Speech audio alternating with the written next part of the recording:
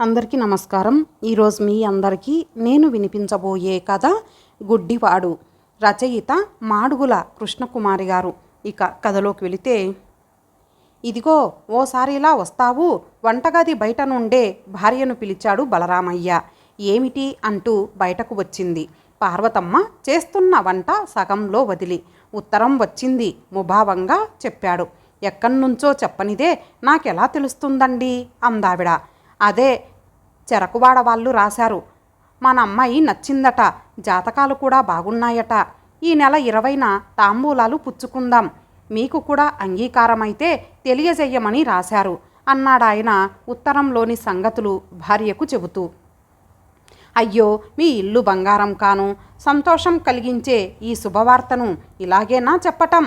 ఏడుకొండలవాడా తండ్రి, ఇన్నాళ్ళకి నా మొర ఆలకించావా అని దేవుడి గది వైపు తిరిగి దన్నం పెట్టిందావిడ ఆనందంగా. ఆ దన్నాలు తర్వాత కానీ ముందు నే చెప్పేది విను. కట్నం 20,000, పై ఖర్చు ఓ 15,000, వెరసి 35,000 అవుతుంది. ఉన్న క్షణాన అంత డబ్బు మాట పూర్తి చేయలేకపోయాడు, ఆగిపోయాడు. ఎందుకండి అలా డీలా పడిపోతారు? మన డబ్బు పెద్దాడి దగ్గర ఉందిగా, ఎప్పుడు అవసరం వస్తే అప్పుడు అడగండి, ఇస్తాను అన్నాడా లేదా? అన్నాడనుకో, కానీ ఈ మధ్య 1-2 సార్లు ఈ విషయం గురించే రాశాను. మళ్ళీ వాడి దగ్గర నుంచి జవాబే రాలేదు ఇంతవరకు. ఉద్యోగాల హడావిడిలో పొద్దున పోయి రాత్రికి వస్తాడు. వాడికి తీరుబడి ఉండక రాసి ఉండడు. దుర్గ పెళ్లి కుదిరిందని వివరంగా రాయండి, వాడే డబ్బు పట్టుకొని చక్కా వస్తాడు. భార్య ఆలోచన ఆయనకు నచ్చినట్లుగా లేదు. పోనీ ఓసారి స్వయంగా వెళ్ళొస్తే బాగుంటుందేమో అన్నాడు సలహా కోసం భార్య ముఖం వైపు చూస్తూ. మహారాజల్లే ఉంటుంది, తాంబూలాలకి కూడా అట్టే టైం లేదు. ఈ ఉత్తరాల కన్నా మనిషి వెళ్ళటమే నయం. అయితే వడ్డించేయి మరి, 2 గంటలకు బస్సుంది అన్నాడు దండెం మీది తువ్వాలు అందుకుంటూ. నాదెంత, మీరు స్నానం చెయ్యటమే తరువాయి అంది వంటగదిలోకి వెళుతూ. రిక్షా దిగుతున్న తండ్రిని చూసి తెల్లబోతూ, ఏమిటి నాన్న హఠాత్తుగా ఇలా వచ్చారు అన్నాడు సత్యం. పనుండి వచ్చానులేరా. అవును, పిల్లలు కోడలు ఏది కనపడలేదే అన్నాడాయన చెప్పులు వదులుతూనే. విమల లోపల ఉంది, పిల్లలు ఇంకా కాలేజీ నుంచి రాలేదు. ఏం మామయ్య, కులాసాగా ఉన్నారా అని ప్రశ్నిస్తూనే మంచినీళ్లు అందించింది కోడలు. అంటూనే మంచినీళ్లు అందుకున్నాడు. త్రాగటం పూర్తి చేసి కండువాతో ముఖం తుడుచుకొని, దుర్గ పెళ్ళి కుదిరిందమ్మా అన్నాడాయన. అలాగా, చాలా సంతోషం అంది విమల. తండ్రి ఎందుకు వచ్చాడన్న విషయం పూర్తిగా అర్థమయ్యింది సత్యానికి. విమల, నాకు మా నాన్నగారికి కాఫీ ఇచ్చి త్వరగా వంట చేయి అన్నాడు భార్యని. కాఫీ త్రాగుతూనే కబుర్లు చెప్పుతున్నాడు సత్యం. ముసుగులో గుద్దులాట అనవసరం అనుకున్న బలరామయ్య తను వచ్చిన విషయం బయట పెట్టాడు. ఇంత త్వరలో చెల్లాయి పెళ్లి కుదురుతుందని అనుకోలేదు నాన్న. అందుకే ఆ డబ్బుతో పైన ఓ 2 గదులు వేయిద్దామని నిన్ననే ఐరన్ సిమెంటు తెప్పించాను. పెద్దగా పిల్లలకు నేనేం పెట్టలేకపోయినా చెరో వాటాగా ఉంటే భవిష్యత్తులో వాళ్ళకి ఆసరాగా ఉంటుందని నా అభిప్రాయం. ఆ డబ్బు ఇవ్వనని మాత్రం మీరు అనుకోవద్దు, ఎప్పటికైనా ఇచ్చేస్తాను. ఇప్పుడు మాత్రం నన్ను ఇబ్బంది పెట్టకండి, చావు కబురు చల్లగా చెప్పాడు. ఇప్పుడున్న అవసరానికి ఎప్పుడో డబ్బిస్తానంటున్నాడు కొడుకు. ఆ మాటలు వింటున్న బలరామయ్యకు నోట మాటే రాలేదు. చేష్టలుడిగిన వ్యక్తిలా ఉండిపోయాడు. సత్యం కొడుకులిద్దరూ కాలేజీ నుంచి వస్తూనే కాఫీ త్రాగి హడావిడిగా తయారై మరలా బయటకు వెళ్ళిపోయారు. ఎక్కడికి రా అన్నాడాయన కొడుకుని. షార్ట్ హ్యాండ్కి నాన్న, టైపు షార్ట్ హ్యాండ్ ఉంటే భవిష్యత్తులో ఉద్యోగాలకి అట్టే శ్రమ పడనక్కర్లేదు. అవునులే అన్నాడాయన ఏదో ఆలోచిస్తూ. అన్యమనస్కంగానే భోజనం ముగించాడు. పడుకున్నాడన్న మాటే కానీ నిద్ర రాకపోగా ఆలోచనలు గతం వైపు మరలాయి. 3 ఆడపిల్లలు, 2 మగపిల్లలతో ముచ్చటైన సంసారం బలరామయ్యది. చదువులు పూర్తవగానే ఉద్యోగాలతో పాటే పెళ్ళిళ్ళు కూడా చేసుకొని చెరో ఊరు వెళ్ళిపోయారు కొడుకులిద్దరూ. మిగిలింది 3వ కూతురు దుర్గా. అంతకుముందే సర్వీసులో ఉండగానే 2 ఆడపిల్లల పెళ్ళిళ్ళు చేసేశాడు. ఇక ఈ పిల్ల డిగ్రీ పూర్తవటము, బలరామయ్య రిటైర్ కావటము ఏకకాలంలో జరిగినాయి. సర్వీసు పూర్తి అయినందుకు మొత్తంగా ఓ 50,000 చేతికి వచ్చాయి. 10,000 రూపాయలు ఖర్చు పెట్టి ఇంటి మీద పెంకు మార్పించి మైనర్ రిపేర్లు చేయించాడు. మిగిలింది కూతురు పెళ్లి నిమిత్తం బ్యాంకులో వేశాడు. 25,000 కూతురు పెళ్లికి ఖర్చయినా మిగిలిన దాంట్లో తనకో అక్కర వచ్చినా కొడుకులను అడగకుండా జీవితం గడపాలన్నది ఆయన నిర్ణయం. తన అనంతరం ఇల్లు కొడుకులకి వచ్చేలా విల్లు కూడా రాయాలనుకున్నాడు. హఠాత్తుగా ఓ రోజు వచ్చిన సత్యం, ఇల్లు కట్టుకోవటానికి మా ఆఫీస్ వాళ్ళు లోన్ ఇస్తారు, కానీ ఆ డబ్బు చేతికి వచ్చేసరికి ఓ 10 రోజులైనా పడుతుంది. మార్కెట్లో కలప రేటు రేపటి నుంచి పెరిగిపోతోంది. అర్జెంటుగా కలప కొనాలి. ఓ 50,000 సర్దండి నాన్న, లోను రాగానే ఇచ్చేస్తాను అని జాలిగా అడిగాడు. కొడుకు అలా అడుగుతాడని ఊహించని బలరామయ్యకు ఏం చెప్పాలో తెలియక, అది దుర్గ పెళ్ళికని వేసిన డబ్బురా సత్యం అన్నాడు.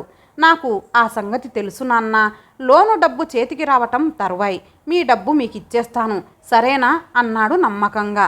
ఇంకేం మాట్లాడలేక అప్పటికప్పుడు బ్యాంకుకు వెళ్ళి 40,000 డ్రా చేసి తీసుకువచ్చి కొడుక్కిచ్చాడు. త్వరలోనే డబ్బు తప్పకుండా ఇచ్చేస్తానని చెప్పి వెళ్ళిన కొడుకు మళ్ళీ ఆ ఊరి ముఖం కూడా చూడలేదు. దుర్గకి సంబంధాలు చూడటం మొదలుపెట్టాడు బలరామయ్య. ఆ మిషతోనే 1-2 సార్లు సత్యానికి ఉత్తరాలు రాస్తే పెళ్లి కుదరగానే చెప్పండి, డబ్బు ఇచ్చేస్తాను అని బదులు రాశాడు. ఒకటి నచ్చితే మరొకటి నచ్చక 3 ఏళ్ల తర్వాత ఈ సంబంధం ఖాయమయ్యింది. ఏ మనిషికైనా పుచ్చుకునేటప్పుడు ఉన్న ఆందోళన ఇచ్చేటప్పుడు ఉండదని కొడుకు ద్వారా మరోసారి రుజువయింది ఆయనకు. మర్నాడు ఉదయమే తిరుగు ప్రయాణం అవుతున్న తండ్రితో పెళ్లికి ముహూర్తం పెట్టగానే తనకి తెలియజేయమని, లేకపోతే సెలవు దొరకటం కష్టమని చెప్పాడు సత్యం. ఏలూరులో ఉన్న చిన్న కొడుకు శివం ఇంటికి వచ్చాడు బలరామయ్య. దుర్గ పెళ్లి కుదిరిందని చెప్పగానే ఎంతో సంతోషించారు కొడుకు కోడలు. ఏమ్మా, ఒంట్లో తేలికగా ఉంటోందా అన్నాడాయన గర్భవతిగా ఉన్న చిన్న కోడల్ని. బాగానే ఉంటోంది మామయ్య అంది ఎంతో నమ్రతగా. కొడుకుని అడగాలంటే అభిమానం అడ్డు వచ్చినా కూతురు కళ్ళ ముందు మెదలటంతో అడగక తప్పింది కాదు ఆయనకు. ప్రస్తుతానికి నా దగ్గర అంత డబ్బు లేదు నాన్న. బుజ్జిగాడి పేరున ఉన్న ఫిక్స్డ్ డిపాజిట్ 10,000 ఇప్పుడప్పుడే మెచ్యూర్ కాదు. అర్ధాంతరంగా తీస్తే వడ్డీ నష్టం. నా దగ్గర విడిగా ఓ 5,000 ఉంది. కానీ ఆ డబ్బు లలితకి డెలివరీ కాగానే పుట్టిన వాళ్ళ పేరున వేయటానికి ఉంచాను. అది ఆడపిల్లయితే మరీ ముఖ్యం. పిల్లతో పాటే డబ్బు కూడా ఎదిగి వచ్చి దాని పెళ్లి నాటికి అవసరపడుతుంది. నీకు తెలుసా నాన్న, ఇప్పుడు ఓ కొత్త స్కీమ్ వచ్చింది. ఇలా అప్పుడు ఒకరిని అడిగే అవసరం ఉండదు.